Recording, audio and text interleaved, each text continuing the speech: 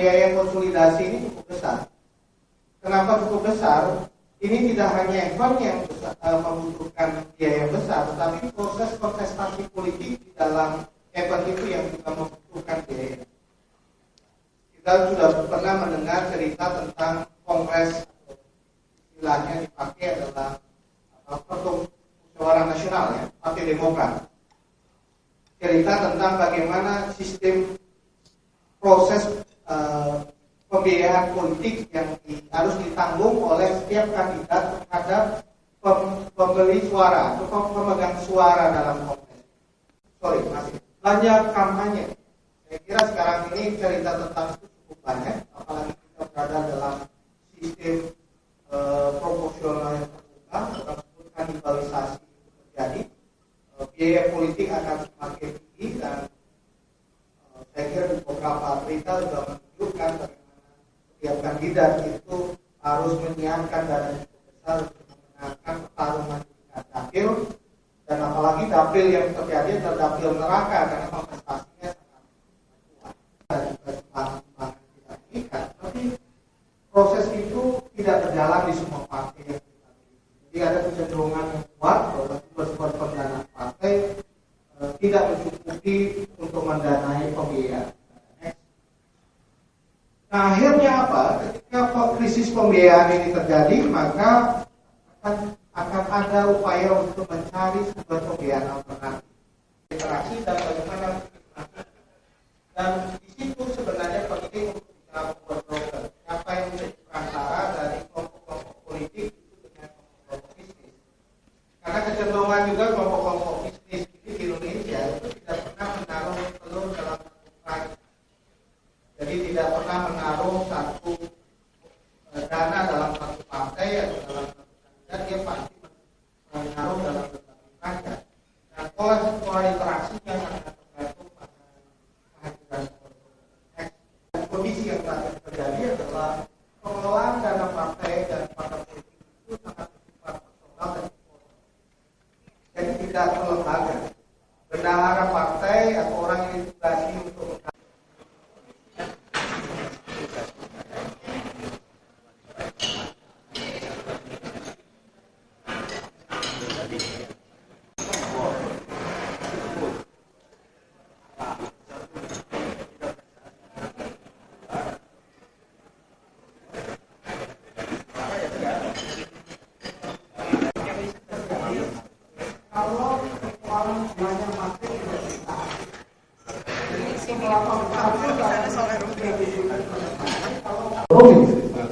saya kira menjadi problem di dalam sistem politikan kita. Banyak solusi, misalkan tadi ditawarkan apakah kita mau mengikuti model Eropa yang partai kemudian lebih banyak disubsidi oleh negara, atau kita mau seperti sekarang yang model Amerika di mana partai ataupun para kandidat ketika partai di dalam pemilu bergantung pada penyumbang-penyumbang yang sebenarnya agak liar, kembalikan utang yang cukup besar dalam proses politik. Tetapi tantangan di Indonesia, dulu kita pernah punya tradisi kepartaian yang memiliki konstitusi sangat kuat sekali, pemilih. Setelah pemilu harapannya itu kan terus berlanjut pada janji-janji partai, janji-janji kandidat, kira-kira begitu. Dan rasanya kalau partai komitmen dengan program yang ditawarkan pada saat pemilu, mungkin kita akan juga menyetujui kalau partai memang punya program politik harus didukung oleh negara yang disebut dengan pokbar itu. Kalau partainya benar tapi kalau pokbar sekarang saya kira masih seperti tadi akan dikuasai oleh elit di partai politik. Oke, itu mungkin poinnya. Selanjutnya kita beralih dari sistem pemilu dan partai politik ke parlemen. Ada Bung Sebastian itu yang mudah-mudahan bisa memberikan kita pencerahan. Jadi kayaknya Fahmi juga nggak bisa menyelesaikan masalah itu. Kami sama-sama praktek, ya. Jadi mohon maaf tidak bisa ditentukan. Tapi gambaran garis besarnya tidak lebih. Dari 560 anggota DPR terpilih, nah pada saat pemilu kan hampir semua pemberitaan media itu menunjukkan kepada kita bahwa pemilu 2014 ini adalah pemilu yang sangat dibandingkan dengan pemilu-pemilu sebelumnya. Mengapa begitu? Karena transaksinya itu sudah dilakukan dengan begitu seronok antara politisi dengan masyarakat, antara politisi dengan penyelenggara. Ini yang berkaitan dengan sumber dana. Menjadi pertanyaan, apakah sudah ada aturan yang membolehkan suatu partai politik memiliki saham di satu atau lebih BUMN atau memiliki badan usaha tersendiri? Itu yang pertama. Yang kedua, apakah menurut Bapak kasus Hambalang dan kasus Senturi itu menurut Bapak ini masuk kategori pada sumber dana politik atau bukan? Itu saja, terima kasih. Dana itu diperoleh dari nantinya kalau sudah jadi gubernur ya, atau jadi bupati itu diambilkan dari dana APBD. Tadi sudah disampaikan oleh Profesor bahwa kalau APBD dengan apa yang mereka peroleh dari bupati itu sangat tinggi, namanya Pak, tidak sesuai. Misalnya saya akan menjadi bupati, ini sudah memerlukan dana dari masyarakat, dana-dana itu diperoleh dari masyarakat atau dari pemerintah sangat tinggi. Nantinya jadi bupati atau jadi pejabat itu akan mengembalikan dana yang dari APBD itu. Intinya sama dengan kesimpulan tadi. Cuma yang menarik yang kita temukan adalah dari sekian banyak pengelolaan APBD itu paling besar untuk mendapatkan pencitraan dari publik. Apapun kegiatannya itu pasti ujung-ujungnya adalah pencitraan. Mau kartu ulang tahun partai itu pasti ujung-ujungnya pencitraan politik. Itu multi member distrik dan distriknya terlalu besar sehingga sudah pertarungan di antar anggota partai politik, juga pertarungan untuk memenangkan distrik yang sangat luas. Sudah begitu hasil pemilunya juga kita nggak bisa membangun efektif citra partai, itu nggak kelihatan. Bagusnya satu distrik misalkan satu partai supaya kita bisa lihat kebijakan di situ seperti apa, cenderungannya sehingga bisa dilalui pemilih. Misalkan itu salah satu model reformasi yang kita dorong ke depan. Ide penyerahan model pemilihan dengan misalkan pemilu serentak itu juga menarik gitu ya untuk kita dorong ke depan. Sumber pemilihan alternatif termasuk pemilihan negara mungkin menarik juga untuk meningkatkan alokasi anggaran negara untuk partai politik. Ini proksi kami dari sektor pertahanan itu 70%-nya sudah ilegal, jadi hanya 30% yang legal. Dari 30% legal itu pun hanya 30% diterima oleh pemerintah negara. Nah, yang itu ini perkiraan kehilangan yang terakhir yang kami coba buat untuk IPKH itu sudah pakai. Sekarang kita tahu dari 506 izin IPKH tadi sudah dihasilkan. Perkiraan sementara itu yang hijau itu sudah prediksi yang kami buat. Lanjut, tapi saya ingin saja ini adalah sistem pengumpulan energi tambang baik royalti, rantai ataupun IPKH dan dari IPKH. Di setiap titik ini memang ada masalah, mulai dari menentukan berapa sih perusahaan itu harus membayar royalti. Lanjut saja mas. Lanjut. Jadi ini hanya hasil untuk menginginkan bahwa izin dulu lebih sedikit, tetapi luasannya lebih besar. Bedanya ya, Freeport atau Inco itu lebih punya 1 juta hektar konsesi. Kalau sekarang itu kecil-kecil, 100 hektar tapi banyak banget. Jadi bisa dibayangkan pada masa Soeharto, terus dibandingkan sekarang itu sudah 10 sampai 11 kali lipat jumlahnya. Yuk, misalnya sekarang itu 40% izin tambang itu terutama batubara, hampir semuanya bahkan ada di Kalimantan ya. Kalimantan Timur yang paling besar. Jadi sampai Desember 2013 itu ada 1.488 izin. Jadi saya nggak percaya juga moratorium itu jalan sebenarnya, karena di lapang izin itu terus diberikan. Strategis yang harus kita lakukan bersama untuk bisa mengeliminasi atau meminimalisir dari semua perusahaan-perusahaan yang ilegal tersebut. Jadi dimulai dari mana? Kita harus memulai dari mana? Karena di Aceh juga banyak perusahaan tambang, itu ada yang terdaftar kemarin 134, walaupun tidak lagi beroperasi tapi masih ada status memperoleh izin. Dan apa peran kawan-kawan di Jakarta hari ini? Kenapa ini bisa terjadi? Kalau saya sih terlalu jauh di daerah. Terima kasih. Assalamualaikum. Begini, ibu-ibu narasumber, bahwa izin penerbitan pertambangan ini sangat panjang. Jadi terjadi korupsi di situ.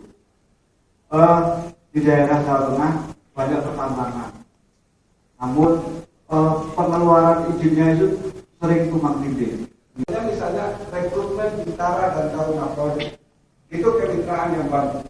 Ada orang yang di sini ada Gausa yang bantu itu, dan dari segi kertas itu relatif tinggi, dia bagus rekrutmen. Memang masih ada kasus 1-2 menjadikan sudah. Tetapi kita tanyakan apakah workload analisis dan performance indikator itu mengantarkan mereka untuk menentukan pertama baik, itu tidak menentukan sebagai pertimbangan untuk menjadi Kapolres, Kapolsek, Kapolda, ya gunanya. Apakah kode etik sudah dijalankan sama mereka? Kurang jelas. Pengakuan masyarakat desain website ini tahun. Menurut saya desain website itu kerjaan 3 bulan proyek kan, sebenarnya sudah harus selesai, tetapi itu pun belum kita ada yang bagaimana rekrutmen sekarang itu sudah lebih baik dimulai tahun. Sebagai institusi ada 2 kekuasaan eksekutif. Tapi bagaimana caranya supaya fungsi penyelidikan, penyidikan itu tetap harus independen? Bagaimana caranya? Seharusnya jaksa dan polisi ini bisa membedakan kapan dia bekerja dari bawah kekuasaan eksekutif, kapan dia harus independen. Bagian berdiri sendiri sejajar, kepolisian berdiri sendiri sejajar, tapi lapas salah satu pemegang subsistem dari ini kedudukannya tidak sejajar, dia di level eselon 1 dirjen. Jadi mungkin ada baiknya kita usulkan lapas itu menjadi lembaga sendiri, sejajar, pasti didukung sama lapas. Ya. Nah, kalau lihat penyelidikan, penyidikan dan seterusnya, ini sebetulnya mudah. Pimpinan lembaga-lembaga ini, negara hukum, Kapolri, Jaksa Agung, Ketua Mahkamah Agung, ya, baik dari karir maupun non-karir, terutama kalau dari karir, itu sudah tahu lubang di institusinya sendiri-sendiri. Ya, tapi saya lupa pernah ditampil dipublikasikan di salah satu media cetak nasional yang cukup terkenal, yang besar, bahwa hakim yang terindikasi korupsi, terindikasi itu mencapai 61%. Jaksa yang terindikasi korupsi 40%. Sedangkan polisi hanya 27%. Tidak dipercaya. Padahal indikasi anggota kepolisian melakukan korupsi hanya 27%. Tentu mudah, karena anggota kepolisian mudah sekali. Siapa sih sebetulnya simbol, kalau kita bicara simbol koruptornya polisi? Unit kerja yang mana? Kolonitas. Gara-gara kolonitas, citra kepolisian itu. Kenapa? Karena ia menilang satu pengendara saja. Ratusan pasang mata menyaksikan. Bandingkan dengan jaksa yang menerima suap, tidak ada saksi. Hakim menerima suap, tidak ada yang nonton. Tapi polisi ketika dia menilang, orang, wah itu lagi cari makan pagi, lagi cari makan malam, dan seterusnya. Yang lihat sedemikian banyak orang. Yang bintang 1, bintang 2 itu 20 orang dan melayani dia. Benar Pak? Saya sepakat dengan yang dibakar oleh Pak Syarif tadi bahwa memang ada yang tidak benar di polisi. Ya, sebenarnya kalau lihat potensi tidak benarnya, kita pernah melakukan penelitian, itu ada beberapa hal ya. Yang pertama itu Polri dikatakan sebagai institusi terkorup 5 besar selama 10 tahun berturut-turut. Saya selalu bangga kalau ada Kapolri siapapun, baik zamannya dulu Pak Bahtiar, kemudian ganti dengan Pak Tanto ganti BHD. Saya ikut terus Pak, tapi nggak berubah-ubah terus. Saya mau keluar, saya pikir menyerah, saya capek di polisi, nggak berubah terus. Ya, banyak lagi. Nah itu. Tapi dia pun ketika itu akan dididik di situ itu. Saya nggak tahu nih, wawan begitu pulang nggak bisa lagi pipis sambil duduk, karena sudah biasa dalam latihan itu sekian pulang berdiri. Ya, mudah-mudahan gak diubah, karena ketika kita berkunjung ke sana, gimana ada lengkap tapi anak nggak siap. Ya. Nah, kemudian yang pertama terkait dengan katanya kita juga melihat ternyata nggak humanis juga, tidak bersih juga. Saya menarik untuk Aceh itu beberapa perwira menengahnya diproses, tapi nggak sampai pengadilan, tapi dicopot oleh jabatannya dan diadili secara bertahap. Dari Kombes menjadi bintang 1 itu hanya sekitar 427 orang saja yang bintang 1 di Polri. Artinya apa? Ada 1.400 Kombes itu yang nggak bisa jadi jenderal. Sehingga di situ terjadi persaingan yang tidak sehat. Media, ya, namanya itu Liberatus Laratmase. Saat ini dia dipidana, ya, karena dia CL pacarnya diambil sama Kapolda. Nama Kapoldanya di Wapasana waktu itu di Palu. Ya. Akhirnya dia membongkar banyak hal. Dia bilang kalau masuk polisi 250 itu tadi bayar tunai. Ya. Dia bilang pula uang kenakalan itu, ya. Jadi katanya di satu hotel tertentu di Palu khusus disewa untuk melayani, termasuk menyiapkan perempuan-perempuannya kepada petinggi-petinggi Polri yang datang ke Polres. Secara nasional, regional, dan sektoral itulah memang cukup besar. Tapi kembali lagi ternyata tidak gampang karena secara legal yang terjadi itu punya banyak masalah. Nanti mungkin pemapar yang lain bisa menyampaikan. Fungsinya secara singkat dapat dikatakan BPN melakukan penataan dan pengaturan kaitannya dengan PKT. Apa yang disebut PKT adalah penguasaan, pemilikan, penggunaan, dan pemanfaatan. Itu dasarnya adalah Undang-Undang Dasar 45. Sehingga tugas terpentingnya adalah bagaimana menjalankan Undang-Undang Agraria tersebut. Untuk mencapai tujuan kita membentuk negara kesatuan Republik Indonesia. Itu terkait dengan misalnya kehutanan, Kementerian Dalam Negeri, Kementerian PU, Kementerian Pertanian, Kementerian Perumahan Rakyat, dan masih banyak lagi. Kita harus memperhatikan. Kalau kita tidak memperhatikan itu atau lewat sedikit tidak terperhatikan, berpeluang kriminalisasi. Itu saya kira. Jadi persoalan besar. Apa kira-kira faktor utama penyebab konflik berdimensi pelanggaran HAM? Nah, ini ilustrasinya. Jadi yang berwarna itu adalah kawasan hutan. Ibu sekalian itu marah ke Pak Budi itu kadang-kadang bisa salah alamat. Karena kewenangan terbesar itu ada di kehutanan. Jadi saya juga sebenarnya mengkritik panitia nih kalau mau orang kehutanan. Kalau bicara pertanahan ini, kehutanan itu lebih berkuasa daripada BPN. Kalau ada Bekasi itu ada di Jakarta Timur itu koran abal-abal. Sebetulnya informasi yang katanya mau disebarkan melalui media massa supaya tidak ada orang menggugat itu tidak efektif. Lebih baik Bapak hilangkan gitu. Karena itu menjadi objek dari petugas BPN dan kita bayar untuk dimuat di koran. Ya ada klipennya. Ya nggak bisa tunjukkan klipennya. Kalau ada itu level-level kecamatan lah, kira-kira orang level kabupaten gitu. Siapa sih yang baca? Dan nanti dianggap kalau terjadi sesuatu sudah dikorankan. Nah ini yang menurut saya bahwa tadi ada tarif jalan nggak ada Pak, tarif tetap harus tarif kawas-kawas. Sederhana aja Pak. Misalnya map harganya 40.000 itu dan harus beli di sini. Ini Bapak operasi apa itu buyar semua. Fotokopi 1 lembar bisa 1.500. Buyar semua itu. Karena orang miskin yang seperti itu gitu ya, itu kasihan sekali Pak. Tidak semua orang mampu. Dan pengalaman saya di dari 3 itu nggak ada boleh saya menggunakan tarif resmi. Semuanya tarif tidak resmi. Kalau mau 3 tahun itu akhirnya putus asa. Akhirnya apa? Ya udahlah, bayar aja, kata suami saya, udah pusing saya, daripada saya nanti lanjut mati sertifikat belum ada. Jadi kita sangat beli sekali. Itu pertama. Oh, ada yang kedua, Bu. Ya, ini satu game buat Ibu. Sekarang berjalan begitu.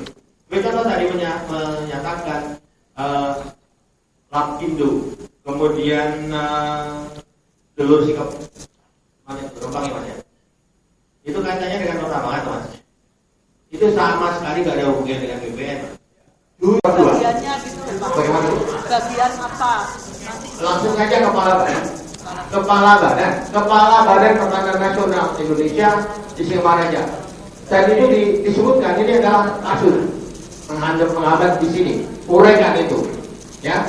Jadi ini serius saya katakan supaya apa yang saya uraikan indah-indah itu, ya, benar-benar indah, gitu loh, ya. Karena kita serius, itu bukan main-main, itu pekerjaan yang bukan main-main. Dan itu dalam bagaimana Pak? Nah, kalau Bapak mau ikut membinasakan, laporkan. Itu kata kuncinya. Saya serius. Bapak laporkan itu, apa yang Bapak katakan itu laporkan. Gitu loh. Tenang. Kalau enggak laporan ke KPK-nya, KPK kan. Tadi kalau saya bilang Hendarman Supanji, laporan KPK. Itu kan ada susahnya. Kita mau baik, ya. Saya punya niat baik datang ke sini. Nah, oh betul. Banyak yang nggak mau datang kan? Ya. Betul. Saya kasih tahu. Betul itu. Tapi Bapak betul. Laporkan itu. Putus rambut ini. Mohon laporkan kalau masih ada yang ini. Siapa? Termasuk tadi juru ukur Ibu Yanti. Kalau ada juru ukur yang nakal, bikin laporan. Laporan ke polisi juga nggak apa-apa. Betul itu serius. Karena kami niat baik. Kami dibimbing KPK untuk membuat perbaikan itu. Itu, ya. Jadi intinya ke sana. Ya.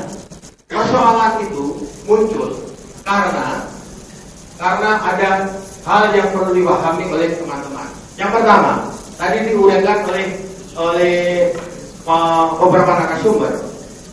Undang-undang itu tumbang tindih bertabrakan satu sama lain yang berkaitan dengan ini. Sehingga ada ruang-ruang kosong, ruang-ruang tabrakan yang menyebabkannya kemudian menjadi fiktif. Dan yang kedua juga ada kaitannya dengan tadi penyalahgunaan.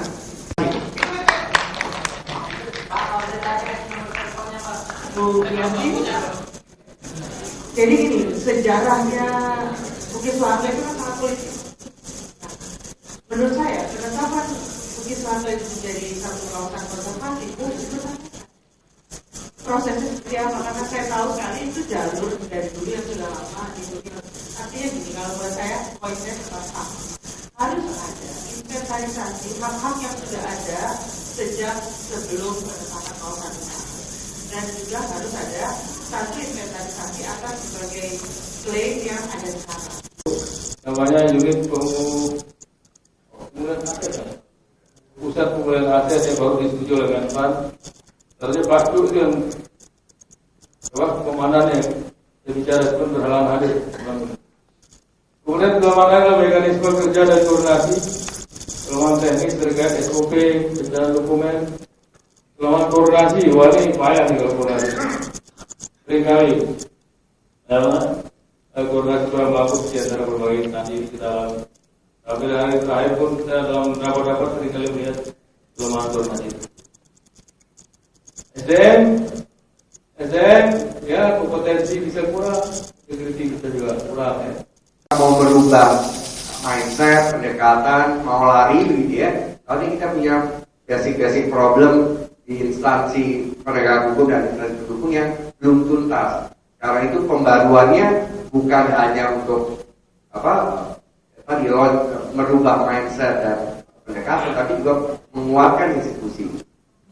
themselves the central authority as part of complying with the treaty.